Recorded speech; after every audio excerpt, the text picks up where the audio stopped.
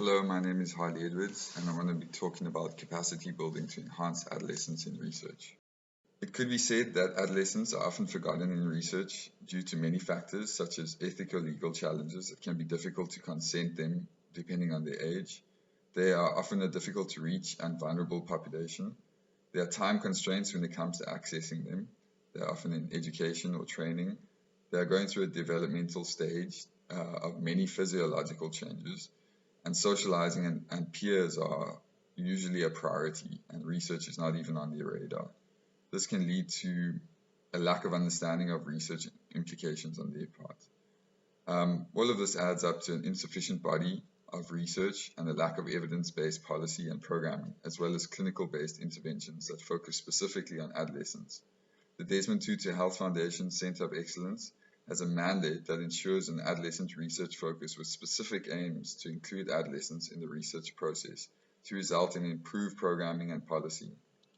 The Adolescent Health Division within DTHF is a research group committed to supporting adolescent access to and uptake of sexual healthcare services during this fundamental habit-forming period of life. DTHF's support of adolescent research includes adding to the body of information and building interest in the field through multiple approaches to respond to questions such as, where are the people who want to become adolescent researchers? And how can we build their interest, excitement, passion, and skills? DTHF takes multiple approaches in response to such questions, including an online e-fellowship, making tools and templates and information widely available through an online toolkit, as well as ensuring policy stakeholders keep up to date with policies through a short course. DTHF is also working hard on participatory processes to encourage adolescents themselves to become skilled researchers. The Adolescent and Youth Health Policy short course, hosted by DTHF at the University of Cape Town's Health Science faculty, is aimed at building the capacity of government and NGO officials involved in the implementation of adolescent healthcare programs on a national, provincial, and district level.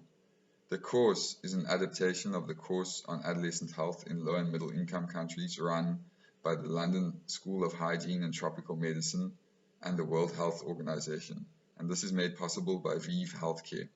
A similar course has been adapted and run in India, Nigeria, and Ghana.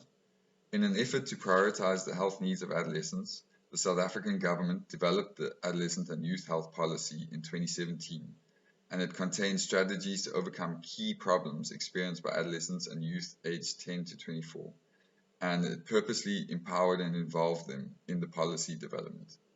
A gap was identified in staff implementing and supporting adolescent programs at various levels, and this resulted in the short course first being conducted in 2017 to meet this need.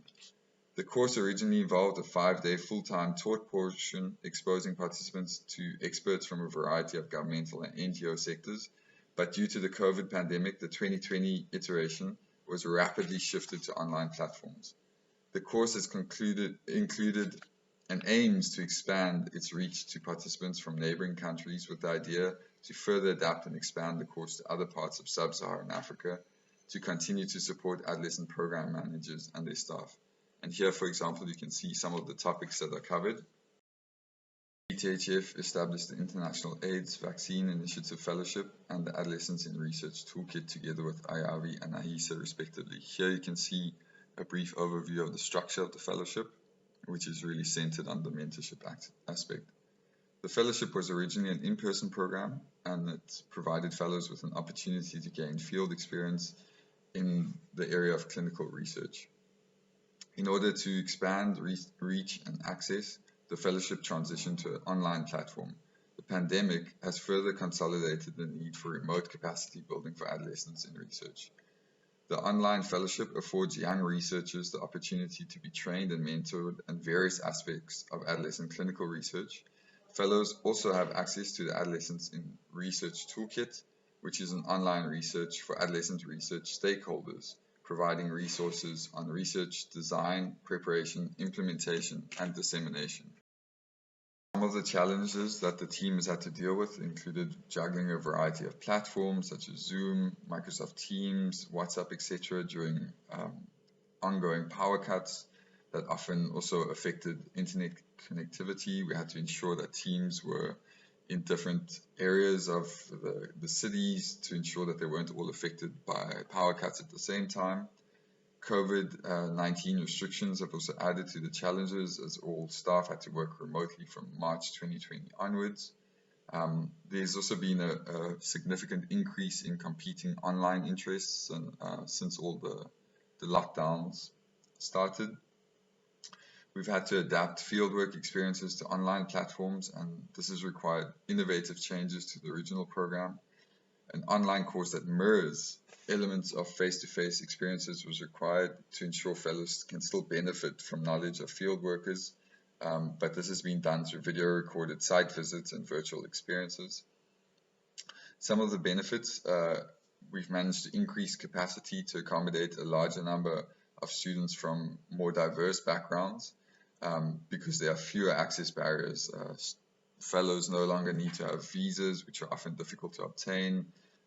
There's no longer a need for local and international travel, which can often be difficult in the African context. And there's also no need for accommodation costs.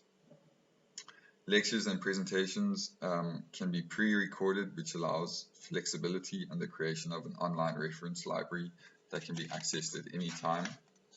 Shift to online platforms has posed a host of different challenges. However, eliminating the need for physical travel creates the potential to expand opportunities and build capacity through a faster and potentially more efficient virtual world. This is especially important in the African context. We are in the implementation phase of the fellowship and thus far have managed to be flexible and adaptive in response to the many challenges this year has posed. We'd like to say a very quick thank you to our funders and partner organizations.